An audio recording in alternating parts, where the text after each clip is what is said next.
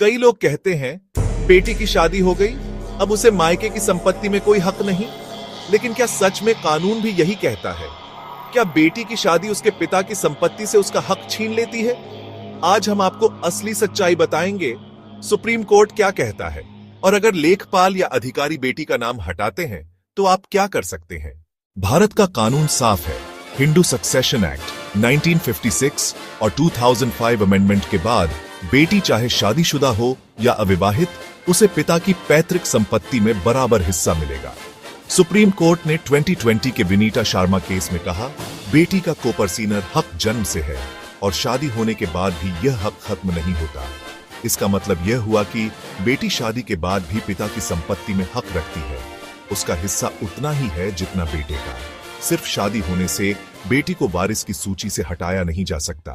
शादी हो गई, अब हक नहीं है। नरेटर। समाज में एक बड़ी गलतफहमी है कि शादीशुदा बेटी का कोई हक नहीं। यह धारणा पूरी तरह गलत और गैर कानूनी है। कानून कहता है शादीशुदा बेटी भी लीगल हेयर है, उसे अपने भाई की तरह बराबर हिस्सा मिलेगा।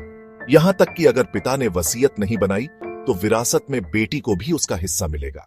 अगर लेखपाल शादीशुदा बेटी का नाम हटाता है तो यह सीधा कानून का उल्लंघन है। आप ये कदम उठा सकते हैं।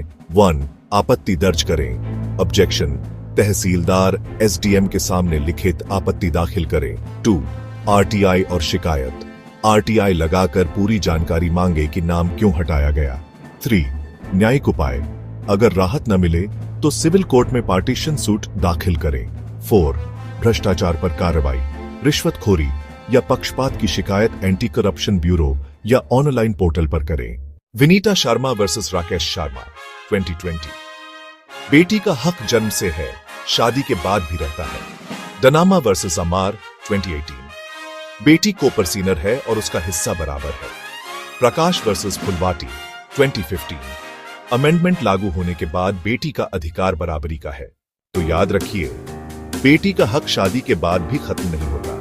बेटा और बेटी दोनों बराबर वारिस हैं। अगर कोई अधिकारी या परिवार का सदस्य बेटी का हक रोकता है तो कानून आपके साथ है। बेटी का हक छीनना न सिर्फ अन्याय है बल्कि अवैध और दंडनीय अपराध भी है। क्या आप भी मानते हैं कि शादीशुदा बेटियों को बराबर हक मिलना चाहिए? अगर हां, तो इस वीडियो को लाइक और शेयर कीजिए। चैनल को सब्सक्राइब कीजिए ताकि आपको ऐसे ही जरूरी कानूनी सच समय पर मिलते रहे। और कमेंट में बताइए, आपके इलाके में कितनी बार ऐसा हुआ है कि बेटी का हक छीन